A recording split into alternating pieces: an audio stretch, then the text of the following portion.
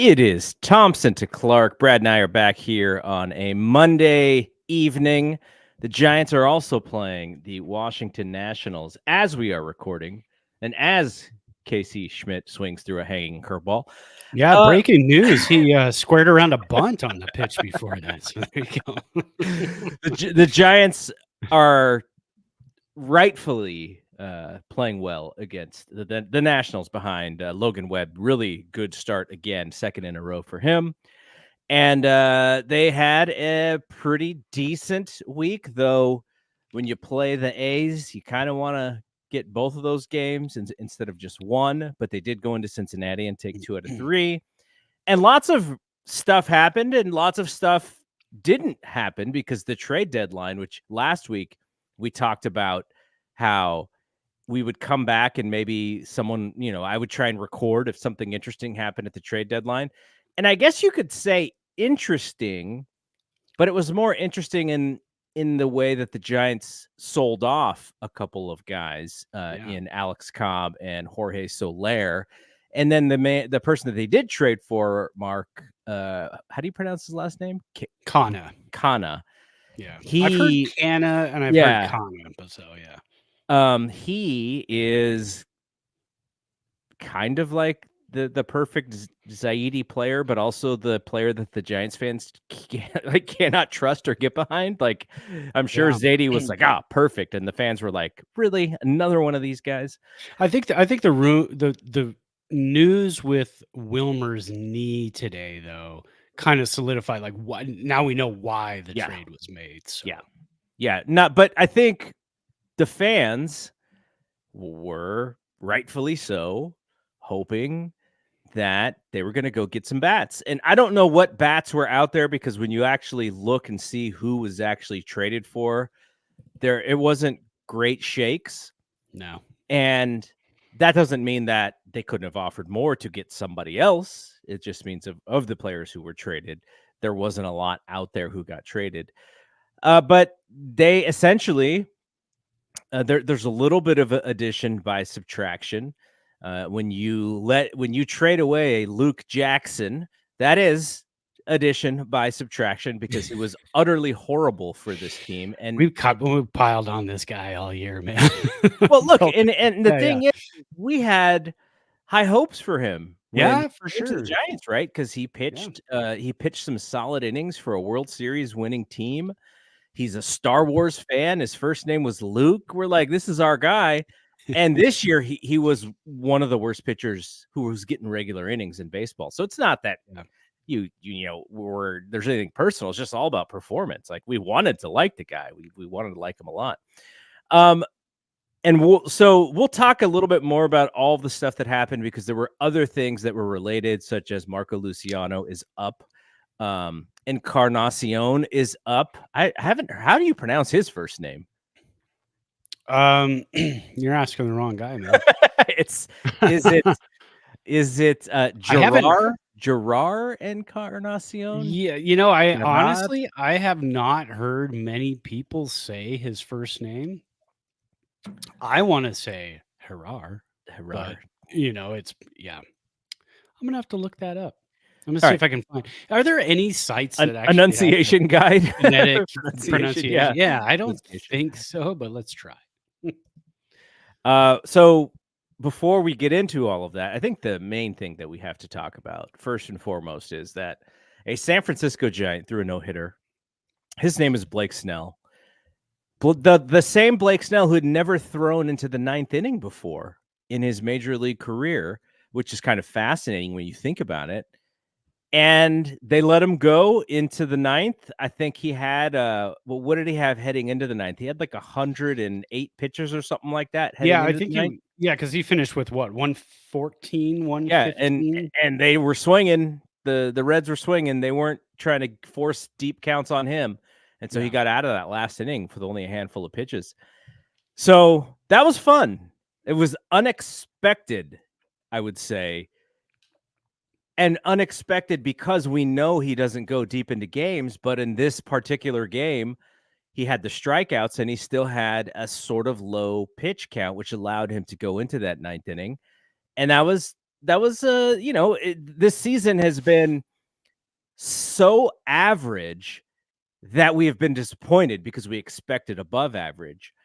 And this was a great highlight of the season for a guy who, as far as we know, may only be here for the rest of the season.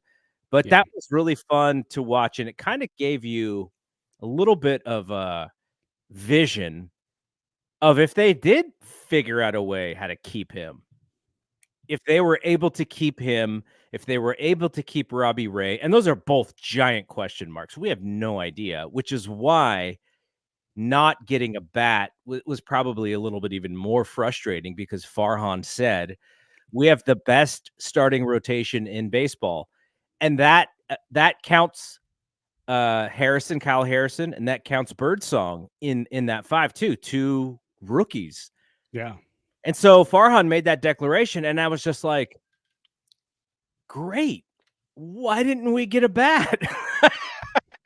Yeah. You don't want to waste the best rotation in baseball. Like I told you in our chat too, he was throwing the clock back to 2010, but it's not 2010. I mean, there's offense now. And that's kind of the problem. The 2010 San Francisco Giants had a really nice rotation, carried them through 2012, even too. 2014 was kind of a patchwork. It was Madison Bumgarner got stronger as the season went on because he had to carry everybody else on his back. So that's kind of how that season went. But 10 and 12, and even 11 and 13, you ride that starting rotation. But you could scratch out runs back then and win ball games 3-2, but 3-1, 3-2. The problem is nowadays in 2024 with launch angles and everything else going on and more offense because of bigger bases and more stolen bases and everything else, you're running into issues where if you're not keeping up offensively as well, you become a 500 club. And speaking of that, if the Giants hold on to this game, they are a 500 club. They'll be right at 500. That's amazing. Although I have a feeling Taylor Rogers is trying to give that away at this moment as we've got runners at second and third with nobody out. This is his personal sit-in. You should have traded me. Yeah, exactly. Like Bob Melvin does not look happy. I can tell you that much. He's like, all right, we are not going to waste a performance of Logan Webb like this. So, well, I mean, that's Taylor Rogers is like some of the most important innings that he's pitched all season long. Yeah, for sure. So yeah, I think I appreciate the words of it being the best rotation in baseball, but again, like you said, you're relying on Harrison, you're relying on Birdsong, and Harrison goes out there and gives up 4 home runs in Cincinnati, which is again, it's Cincinnati, but the night after a no-hitter, he goes out there and poops the bed and gives up 4 home runs. And we know he's going to give up home runs. When he gave up the first one, I go, okay, well, there's 1. Maybe he can limit it to 2, but it just kept coming and coming and coming. But yeah, you've got to have offense to keep up with that, especially in Cincinnati. So you lose the ball game 6-4. You put a little fight in it towards the end. But when you're only scoring 4 runs in Cincinnati, and then the night before the no-hitter was 3-0. So you're scoring 3 runs there, and then they finally break out the bats yesterday on Sunday and score 8 runs, and then tonight back to 4 runs in Washington in a hot, humid night. So yeah, I think Farhan believes that we could ride some of these young guys, and now Ramos has kind of a bum wrist. So how's that going to play out the rest of the season? But not getting a bat, but again, was there a bat to get? That's the whole thing. Or are you building this rotation and hoping you can maybe entice Ray to stick around? I don't think you're going to entice Snell to stick around. If he has a second half, he's not after he just threw the no-hitter. There was a part of me that was like, I hope he does not get this because his price is going to skyrocket. Well, I mean, that's the whole thing you do when you do the 1-year deal and the 1-year opt-in, and you got to live with that. But you got to look at free agency next year, and the prize is Juan Soto. But man, he's having so much darn fun in New York with the Yankees. Can you imagine? The Yankees are they have Judge and you have Soto. You lock that up, right? Judge is locked up. You got to lock up the other guy, and you have two of the best young power hitters. I guess Judge is in his early 30s, but you have two of the best power hitters in the game, and you don't got to worry about it. You fix some of that other stuff. So going back to what you said, if Farhan had said, we have the best starting rotation in the league, and we're bringing both of those guys back, then in my brain, I go, okay, that helps my frustration a little bit, knowing that those guys are going to be back. If he says we have the best rotation in the game, and both of those guys are not back next year, that's Farhan talking out of his ass. And that's what's frustrating. Yeah. And so that, I know Farhan gets picked on a lot. Sure. He is not an aggressive man. He is a passive man, and that's probably some of it. I like him. I like the idea of what he does. But sometimes when he makes statements like that, it is passive aggressive. And I understand. I can understand the frustration when you hear stuff like that. So, but I hope it works. I hope they could sneak into the wild card. I don't imagine that, they have the greatest odds to do that. I don't know what the odds would say for, for how that is right now. But, let's say they were around 21% after the trade deadline. So if they can get back to 500 today, and that is a big if right now, because there's runners on the second and third, 2 outs. They're up 4-1 in the bottom of the 8th, and the Roger brothers just switched places. I'm sure their teachers were like, "Hey, man, we know what that feels like." And so if they can get to 500, then you're within spitting distance of the Cardinals and the Pirates, who both don't play until tomorrow. They're both a game over 500. And then you got to chase the Mets, and they would still be 3 games back of the Mets for being outside of the playoffs in that 4th spot. And then you're another game behind the Diamondbacks. So you're talking, they got to make up a good 5-6 games with not a lot of season left, and with the Diamondbacks kind of showing how good they really are and maybe how underperforming they were early in the season. And the same with the Padres. Those teams are both hot right now at a time where the Giants are actually playing good baseball, but they can't afford those teams to be hot right now. Yeah, and so I'm looking at the playoff odds and playoff projections and odds from Fangraphs, which we like to look at every now and then. That's always fun. Numbers are fun. They give you a percentage, but the Giants roll off 6 in a row, that percentage is just going to jump. Percentage doesn't mean anything. But right now, the odds-on favorites to get the 3 wild card spots are in order. It's the Braves, the Padres, the Diamondbacks. So the National League West can send 3 teams to the playoffs again.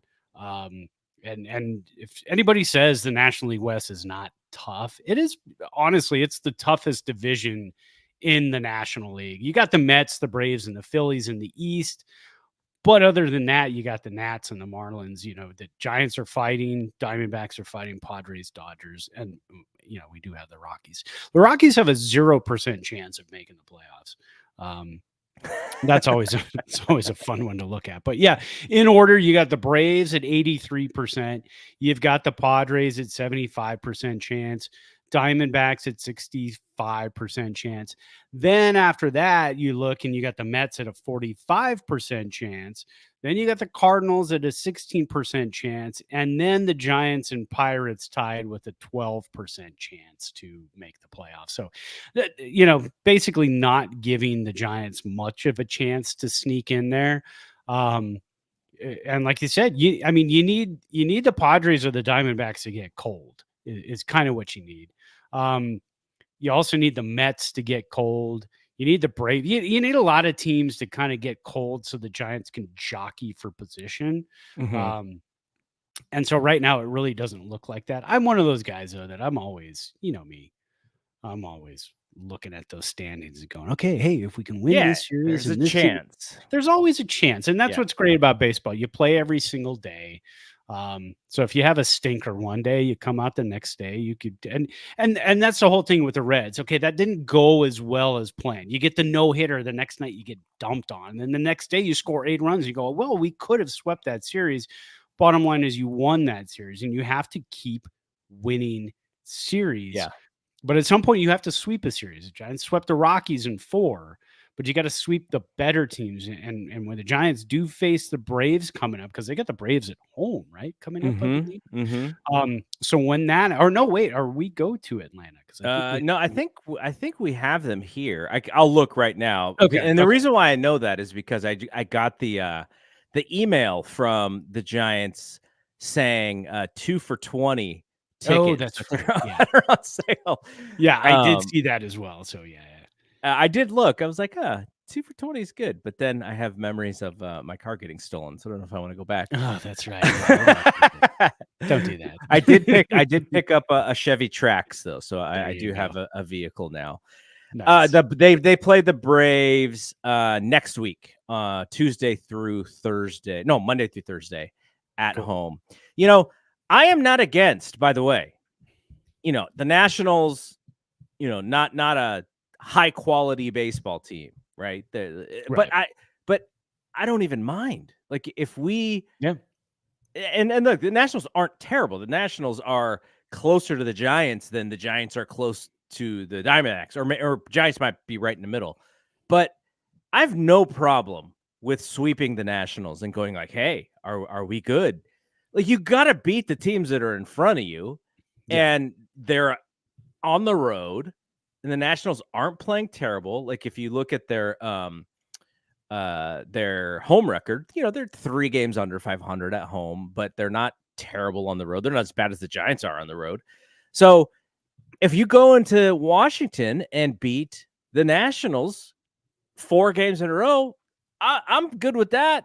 You don't even have to beat the good teams or sweep the good teams. You can, take 2 out of 3 or 3 out of 4 from the good teams, split with the good teams, and sweep the bad teams. That is what they didn't do last week in losing that 1 game to Oakland. That was when I was just like, come on, just do the easy stuff and compete in the hard stuff. But sometimes they can't even do the easy stuff. By the way, but before you go, Davis, our guy Davis said when he co-hosted with me when you were out, he said, I said Snell would pack it in the rest of the season.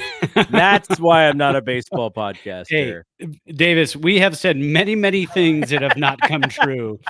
And that's what makes a baseball podcaster is throwing around ideas. Because again, we always pitch this show like couple dudes just hanging out in a bar, having some drinks, talking about our favorite team. We have no insight to this team. We don't have a hotline to Farhan. We kind of talk about how we feel about this team. So I love those.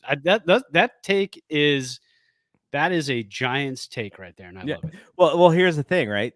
So Rod and I recorded last night, and so this is when football season is off. Rod and I record sparingly. Even in the off season for basketball, sometimes Brian and I will go a couple of weeks and not every week. But last week we did have a podcast for every single one of our shows. So we did 3 shows in last week, and I think we'll do 3 shows again this week. As far as I know, I think Brian and I are going to try and record for some Team USA women's and men's basketball stuff. But nice. Basically, Rod and I were talking last night about this Brandon Ayuk situation. And we're both just like not understanding why there's any pressure for the 49ers to trade this guy. Like, what is the pressure? The pressure would have been before the draft, because then you trade for picks and you could actually use those picks on this year's team. Now you're post-draft. If you trade him, you can't utilize the bounty of what you get in the trade until next April. So what is the rush to get a deal done to get him on another team? The poker game or whatever, whatever they're doing, both teams are doing. I'm fine if that exists into the season and they kind of have to figure it out. And so that's kind of how we were thinking about it. And then just today, it's like, oh yeah, trade rumors abound. I'm like, I don't understand. It doesn't make any sense. I guess it has to do with injuries when it comes to football. I mean, Puka Nacua for the Rams, he tweaked his knee in practice. I mean, these things can happen at the drop of a hat. So true. Very true. Brandon Ayuk has probably at this point in time his highest trade value. He goes out in practice tomorrow, tweaks a knee. Now you got to wait 4, 5, 6 weeks to see. Okay, now is he better? Now can we trade him? Have we made a deal by then and all that? So I kind of see that part when it comes to football. Now baseball, a little bit different, inherently different because of the less chance of you going out there and tearing your ACL on the field. Yeah. I mean, that's a slim chance.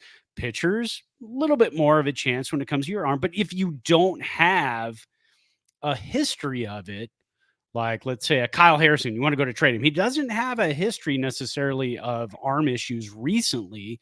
So you keep pitching him and you keep trying to work a deal. And then if you can't, then you hold off a little bit. But I think football's a scary thing because those guys have such a shorter football lifespan, absolutely, career span than they do in any other sport. So it's like, yeah. I mean, if you're gonna get your bag, get your bag, because in 2 years, I mean, look at Todd Gurley.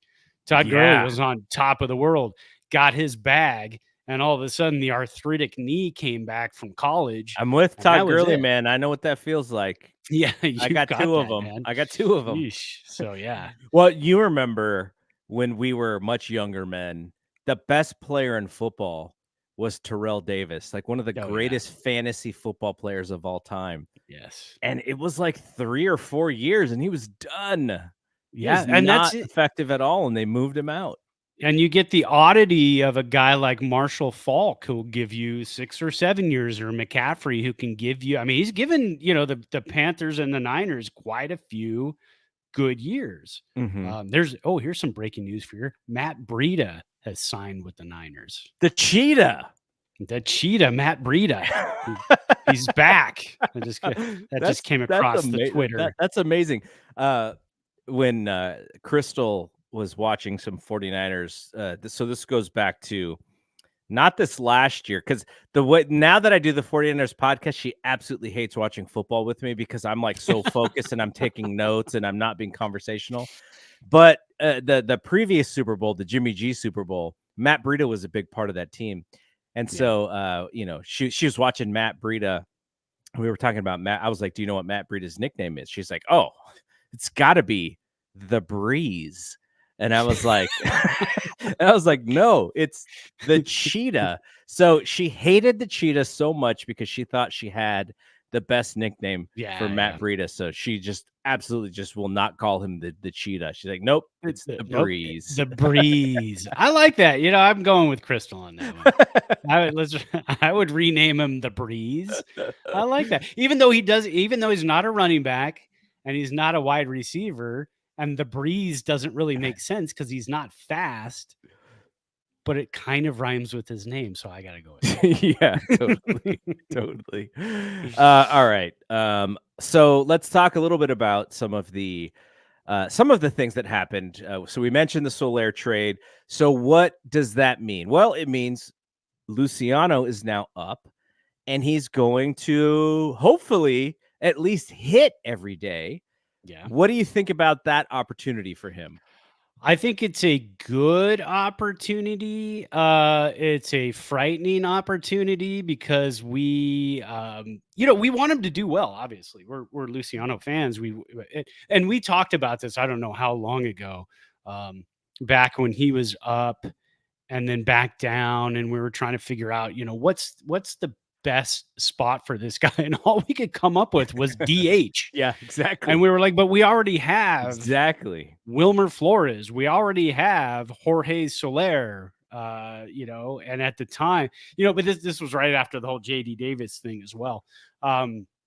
And so we knew we already had these guys. So trading Soler, we were like, well, there it is. I mean, obviously it's going to be Luciano going forward in the DH spot because he's, again, he's got an iron skillet for a glove at shortstop. And we don't want to see any more ninth inning errors. What was it, like 3 days in a row? Right. Last time he was up and he was playing shortstop. And so it was tough to watch. Since the trade deadline, Luciano, not including tonight. I just ran some numbers before the game and before we did our show. Giants didn't pull out the victory though. By the way, they did. There you go. Just won the game. So Camilo Doval action. Yeah, and that was 3 down, I think. And okay, that was going to say that was very unexciting ninth inning for Doval, which is what we absolutely love to see. Yeah, but Luciano's hitting 231 coming into tonight's game. 7 strikeouts and 13 at bats with 1 extra base hit. And what was it? One of your sons had said, well, it's a good thing we traded Soler. I think it might've been you. It's a good thing we traded Soler so we could have Luciano hit 9th. You trade your leadoff hitter and your power hitter, your big bopper, your guy who hit 30 home runs last year so you could bat Luciano 9th. Yeah, that's what I was like, wait a second. Because they're basically telling us, okay, we signed this guy Soler, and now we're going to get off his money. It's such a great deal, without saying, yeah, maybe that was not the best signing. They didn't say that part, but you got to take this deal to get off the money, frees up, helps us whatever. Yeah, and we want to give Luciano, who's our top prospect, all of these at bats, and I'm like, all right, let's go, and it's put up or shut up. And then they bat him 9th. I was just like, what in the F is going on? That was classic. I don't know. Let's see. Where did he bat tonight? Well, he batted 8th. So, I guess they're taking pressure off him or something. Yeah, they put Yaz 9th, and I think that was because that was lefty versus lefty. Yeah. Wanted to give him fewer ABs. Did Luciano get any hits today? He was 0 for 4 with a strikeout. He flied out to the warning track in the 8th inning, I believe. Yeah, but he was down 0-2 or 1-2, I think. So he's probably now hitting below like 220 since he came back up. On the season though, he's hitting 293 because of the tear he was on when he first came up. But yeah, he doesn't have the 1 extra base hit. And then, all these guys that we talked about too, we were talking earlier about offense and how we didn't go out and get a bat, because they were like, well, we're going to pull up our Encarnacion and we're going to pull up Luciano. And then we traded for Canna. I think it's Canna. I'm going to go with Canna. And we traded for Canna.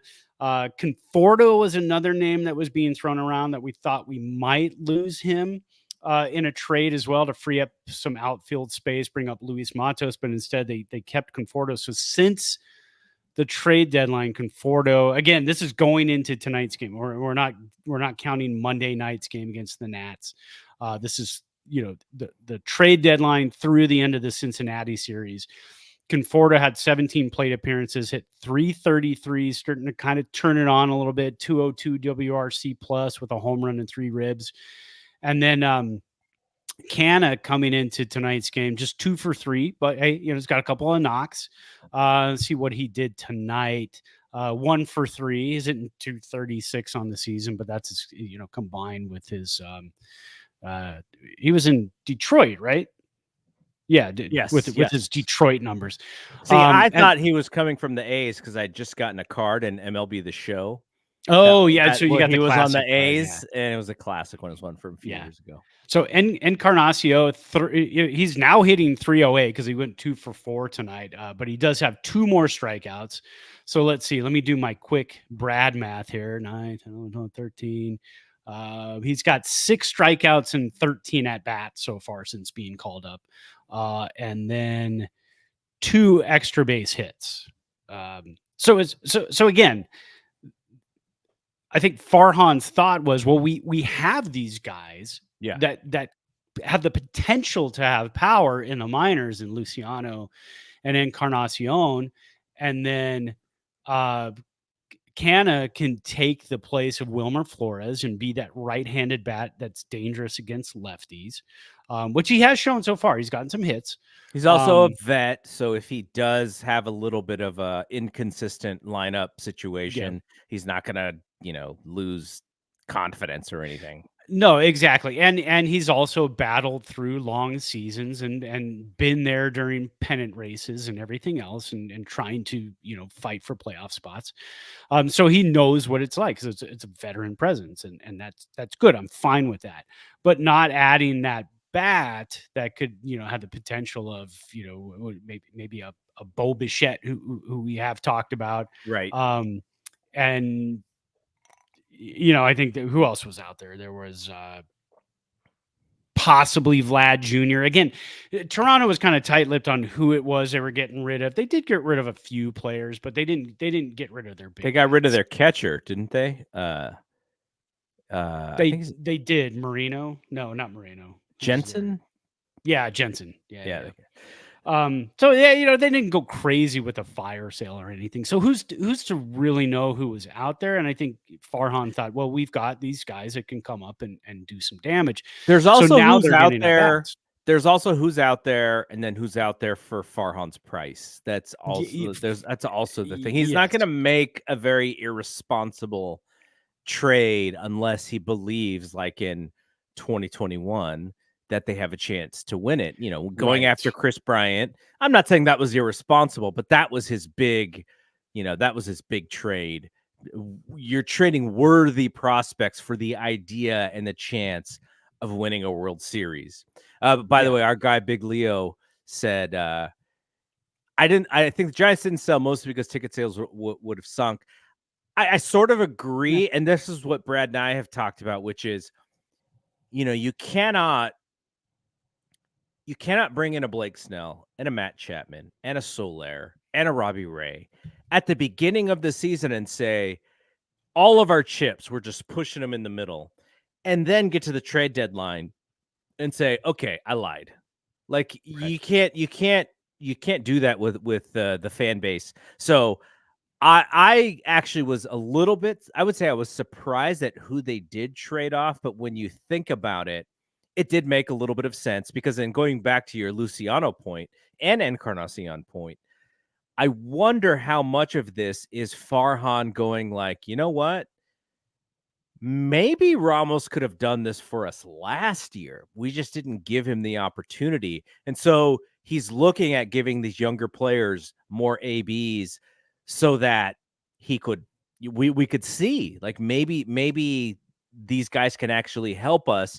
But we didn't give Ramos the at-bats last year. He could have done this last year. And now we're also seeing, and this is why baseball is hard, Ramos has struggled a little bit since the post-All-Star break, right? He hasn't been the same dude since the All-Star break or since before the All-Star break. And that's because this season is friggin' long and, baseball is hard. He's still hitting 285. Not to say that he's not still a threat. He's still hitting high up in the order. He's still playing the hardest position in the outfield. So tons of kudos to him for this season, but he doesn't even have 300 at bats yet on this team. So he'll probably get over 400 by the time this season is over, and he should be planted. We have this conversation every year about who's the starting left fielder and how we haven't had the same starting left fielder in back-to-back years since Barry Bonds. My hope is that we can just put Ramos in left for the next 10 years and just be done with that whole thing. Next year, he should keep the run going of a new left fielder. But after that, yes, it would be nice. I said his wrist injury earlier is actually his thumb. And then going into the game yesterday where he was held out, and I don't think he played tonight either. I think he's going to need a little rest is what it's going to come down to.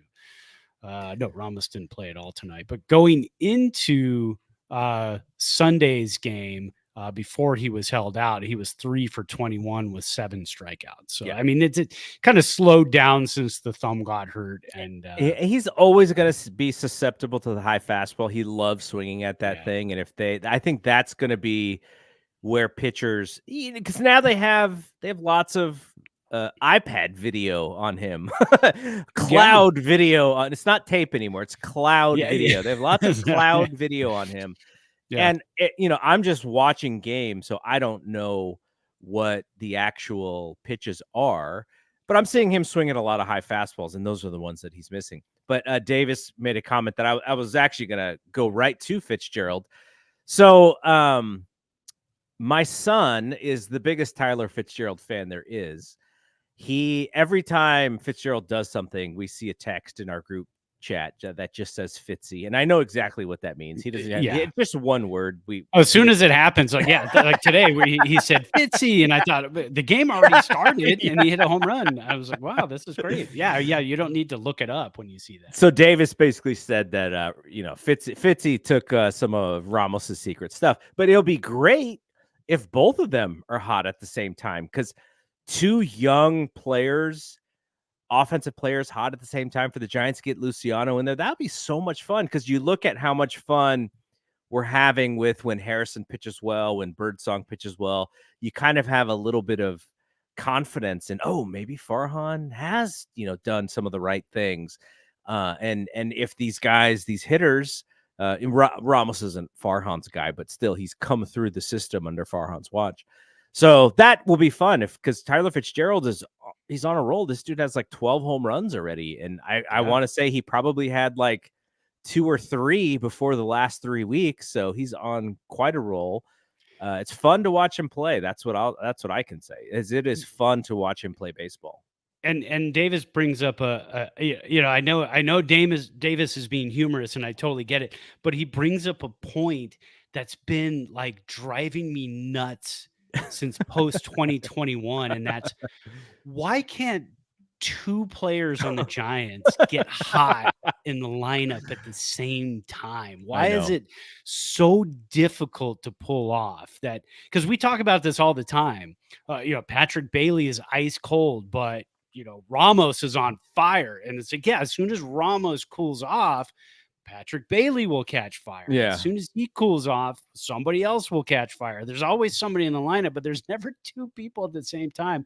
Although I guess you could say right now Chapman and Fitzgerald are hot at the same time. So maybe I throw that whole thing out the window. But look, Chapman, I think we can officially say here in early August, really good signing.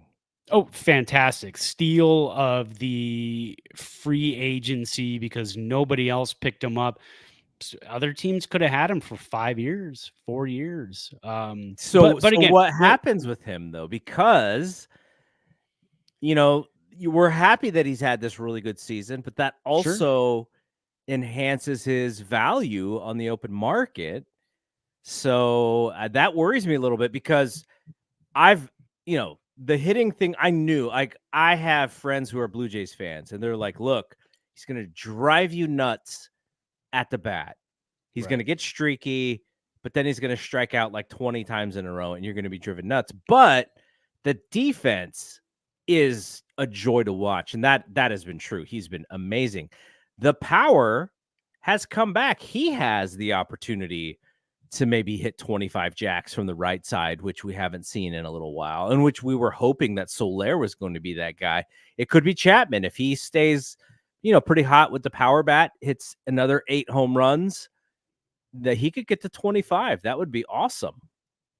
Well, so the deal is he still has Scott Boras, so he won't be opting in. What does he do? So he got $20 million this year, $18 million next year, $16 million in the 3rd year. So there's no way he's sticking around for year 2, let alone year 3. What do you think his deal's going to look like? I think that's the question. It's going to be 4 for 100, I think. You think so? I mean, I would think around there, because of his, this year he's proven, A, he's still got power. B, the defense is there, and he's going to be a 250 hitter. That's just who he is as a hitter. And if he's 250, what is he right now? 246 before today's game. If he's 250 with 25 jacks, then you're fine because the defense is still awesome. You know what? I'm not sure I got those numbers right. Let's take a look at here again. 16.6 million this year, 17.6 next year, 18.6 in 2026. Still, he's still opting out. He's still opting out. 20-year mutual in 2027. So I forgot that fourth year was actually their mutual option in 2027. But yeah, there's no way he's sticking around with that deal. He's going to opt out. Does he want to stick in the Bay Area, and does he want to stick and play with Bob Melvin? Is he happy with Farhan and the moves that he's made? Farhan not adding a bat at the trade deadline, but keeping Blake Snell, keeping Conforto, keeping Chapman. I mean, keeping himself, keeping these guys around to try to battle it out. Is that enough for him to say, let's see what this team can do next year? Yeah. I think it's going to be another one of those long off seasons because, again, you're going to have Boris with all of these guys. Who's more likely, do you think, to come back out of Snell, Chapman, and Robbie Ray? I would say Chapman only because of Farhan's track record of pitchers and contracts. Unless I think there's a Bob Melvin influence there as well. For sure. Bob loves this dude. I think if Farhan, not even so much Farhan, but if Blake Snell is willing to play for another year for $38 million, I mean, maybe he sticks around for, another 1-year deal at 38, but that's hard to say. I mean, he could be getting 40 a year, if he signs a deal in the offseason with Boris as his agent and can get something done early with a team like the Yankees. The Yankees might go hard after him. The Yankees and the Dodgers are going to be in on Blake Snell. And the thing about it is, it's like, I think most of the teams who are sort of in the Giants' wheelhouse probably think a lot like Farhan thinks, which is, this is really risky for us. But when you are the Yankees and the Red Sox and the Dodgers, your risk is it's a little easier to take those risks because the money's going to be there, even if you screw up. But for teams sort of like I think the Padres would kind of like to be in that risk territory, but maybe, they're probably not suited for that. They pay for it a little bit more. But yeah, I don't think Blake Snell is going to be with the Giants next year. I'll be interested in Robbie Ray because the one thing Robbie Ray does, two things right now, and it's absolutely tremendous, the medical stuff based off of his injuries, and he's coming in throwing like 97 out of the game. It's amazing. Two things: he strikes out guys and he gives up jacks. Like that's the thing right now with him. So my thought is if you are again, outside of the Yankees, outside of the Dodgers, outside of the Red Sox, if you are the next echelon team down, which is where the Giants are, do you want to give big money to this guy who could A, get hurt again, and B, if he loses a tick off of that fastball, you're talking about more home runs. So I'm hopeful that scares away some teams and that market, and Robbie Ray's like, maybe it's better to stay. I can't imagine. I just feel like everyone's going to opt out unless you just get hurt. That's kind of my feeling, but we'll have to wait and see on Robbie Ray. I think Blake is gone at the end of this year, but I think there's a good possibility Chapman comes back. I mean, when it comes down to it, there's no reason not to opt out unless you love San Francisco, you love the city, you love the ballpark. You just want to play there for your years to come. Other than that, there's no reason to not opt out because there's going to be 20 other teams, 15 other teams knocking at your door to say, hey, here's some numbers. Let's kick them around. You're going to have a job next year. It's not going to be an issue. It's just a matter of where do you want to play? I don't think, maybe you price the Giants out of your services by going to the Yankees, by going to the Dodgers. But I mean, we saw that the Giants were willing to give the bank to Yamamoto, even though he had never pitched a single pitch in the United States against, major league hitters in a major league game. So are they willing to give Blake Snell 4 years, 5 years, whatever it is he's looking for? Are you willing to give Robbie Ray? I mean, maybe Robbie Ray might even pitch on another 1-year show me deal. Yeah. It's possible he opts out and wants to come back to the Giants and says, hey, my numbers could be really good at Oracle. I'd like to do another 1-year show me deal. I'd like to stick around.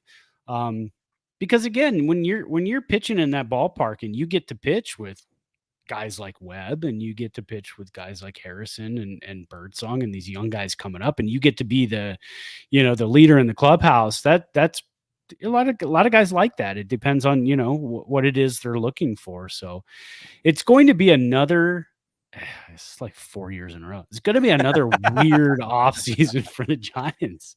It just is. There's no complacency. There's no going into the offseason going, all we need to do is add one piece, or all we need to do is, get one bullpen part and we're right there. No, it almost feels like every offseason the last 4 years has been, well, if we can only get 4 or 5 guys, then we might have a chance. So, okay, here's a question for you. Yeah. Are you going to get sucked into the Juan Soto stuff? Because 100%. Okay, 2 years ago, we were in on Judge. Yeah. We were in on Correa. Uh-huh. We were the closest you could possibly get to Correa, right? That Yeah. He was right there. I mean, he was there. If it wasn't for one, just think about it too. Maybe another doctor, maybe the Giants had another doctor in an alternate MCU universe, right? We're going in the Marvel timelines here. You had a different doctor and he's a Giant right now in year 2 of his 13-year deal. We got 11 years left of Correa. So. Okay, because the 2 years ago was Judge and Correa. This year, it was Shohei and Yamamoto. Next year, it's going to be Soto. The problem with being in on this and believing that the Giants have a chance is what happens when they lose out again. That'd be 3 years in a row. Hey, you would think at this point we're kind of used to it, right? Like, hey, this is fine. We're like Charlie Brown trying to kick and pulling the football on us. Yeah, that, or like, I don't know if you remember. I'm going to date myself here. The whole Laurel and Hardy episode where they're bringing the stairs, the piano up the stair, the windy staircase outdoors in Los Angeles, and it keeps rolling back down and keeps rolling back down. This is like the 5th time the piano is going to roll back down the hill, and we're going to be almost there. I haven't even looked at. I don't want to do this to myself, and I don't want to look to see like who are the marquee free agents in 2025 or 2026. Because if we do the whole Soto thing and we don't get him, I don't want to know who's going to break our heart again in 2026. I haven't even looked at that stuff. I've heard the conversation of, could they offer Soto a deal so far above what anybody else will offer just to finally get him? I don't see it under this regime. I can't imagine Farhan, is like looking for a deal that the Dodgers can't match or that the Yankees can't match. Like the Dodgers going like, sorry guys, you're too rich for my blood. Like, can you even imagine that? I just don't see it. We keep hearing we've got the money. The Giants have the money. They can do this. So here's the thing. Now I'm going to look at the list. I'm going to do this to myself.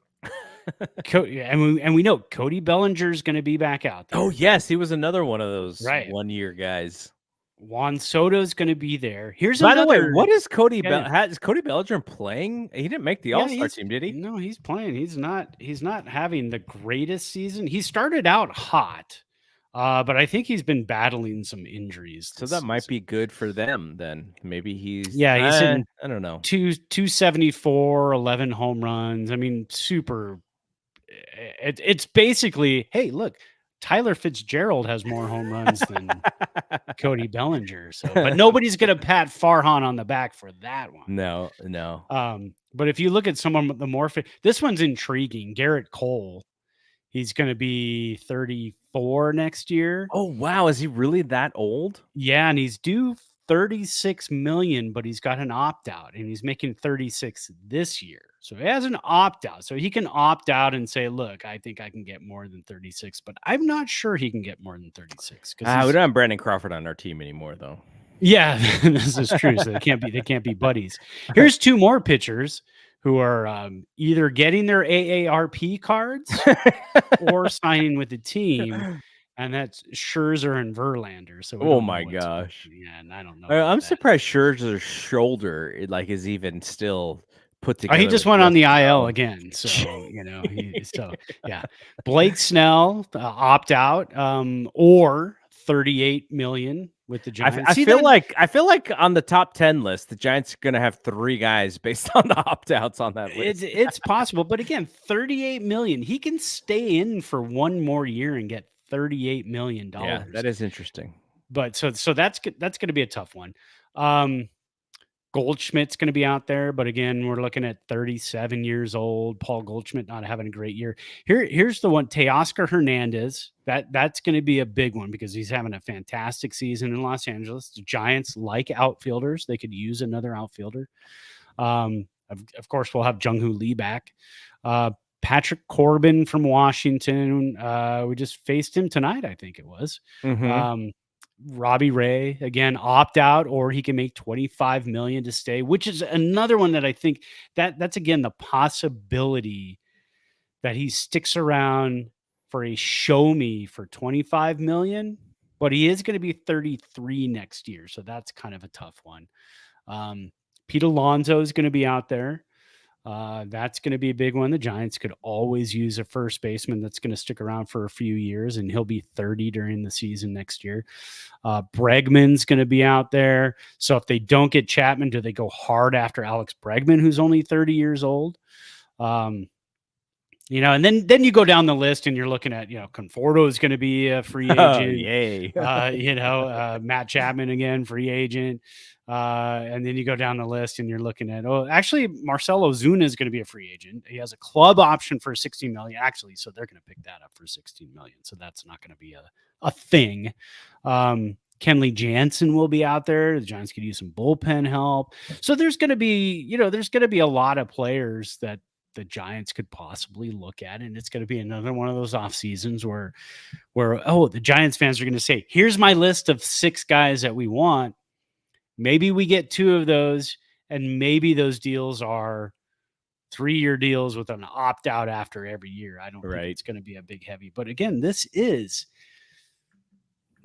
all assuming that the Giants finish somewhat strong and that Farhan is back next year. Right. Because is this the year, if everybody opts out, is this the year ownership says, we kind of have a clean slate. We've got all of these young players. Maybe it's time to start fresh in the front office. But a front office overhaul doesn't necessarily put butts in the seats. I know people are mad at Farhan right now, and they're tired of what's going on with this team the last couple of years. But is it keeping anybody away from the ballpark? I don't know. Giants are really up there in attendance this season, and it's because of players that he signed, and because this team, even though they're 500, this is absolutely a more exciting team because of the youth and the pitching than it has been the last couple of seasons. All right. So I think we both agreed that Blake Snell has to be the player of the week. Mm-hmm. So we'll he was the National League player of the week for Major League Baseball. So we also are obligated to go, because if we go with anybody else, it's not going to look right. All right, so what does next week look like for this team? Or sorry, this week, the rest of this week. So 3 more against the Nationals, and you thought today was an early start. They're starting 3:45 our time, and then 1:05 on Thursday. So 3 early games, and then they are home for the Tigers this weekend, Friday, Saturday, and Sunday. So last week they had 2 days off during the season.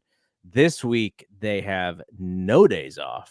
So that is going to be a little tough for them. Now, where are the Tigers? How good are the Tigers this year? The Tigers are around the same as where the Nationals are. So, if you're looking for a week to kind of make some moves, and it's hard because the Diamondbacks and the Padres are playing good baseball. Out of the division right now, there are 3 teams who've won 8 out of the last 10. Those are the Padres, the Diamondbacks, and the Giants.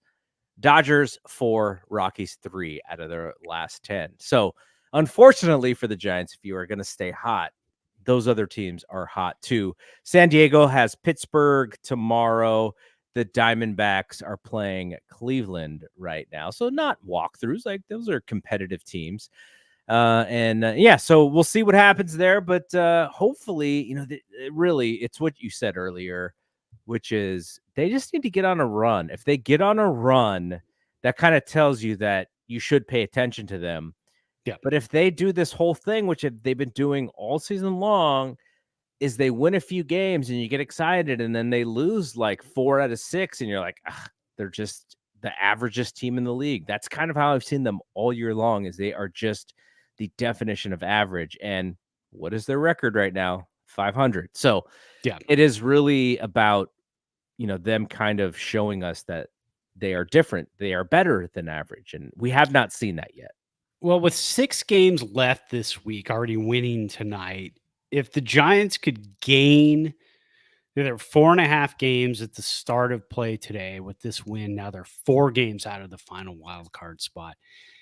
If they could gain 2 games by the end of the week, so go from 4.5 games to 2.5 games back of that third wild card spot, that's a massive confidence boost for the rest of the season, and especially because we have the White Sox. I mean, the White Sox have lost 20 in a row. So we have the White Sox coming up, I think, after Detroit, right? Somewhere after Detroit. Yeah. Okay. So you got the White Sox also. So again, if you can gain 2 games, 1.5 to 2 games, you're kind of sitting a little not comfortable, but you're starting to believe and maybe starting to do some fighting. And then if Farhan can do some sort of Cody Ross waiver wire, Pat Burrell waiver wire pickup down the stretch, Michael Morse, something like that, then poor Derek Hill already gone, waived.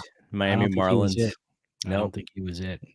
A lot of people liked him because of the fact that he could play a little center field, and you had talked about like, oh, he's got a little bit of power, and then nope, they didn't think he was literally there to play a few games to get to Encarnacion and Luciano. So and he was picked up, right? I think I don't Marlins. think he passed through. Yeah, Marlins. Okay, that's right. So yeah, he didn't make it through the waiver wire.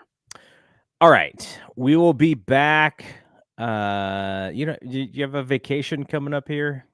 I'm all out of vacations, man. All right. I don't have anything scheduled for quite a long time now. So we're here until the playoffs, I guess. Yeah, you are going to Disneyland in the playoffs. Yeah, no, actually, we're going to Vegas. Okay. We'll be in Vegas during the wild card. No, actually, I'll be home for the wild card round. So if we can get into the wild card, we can get.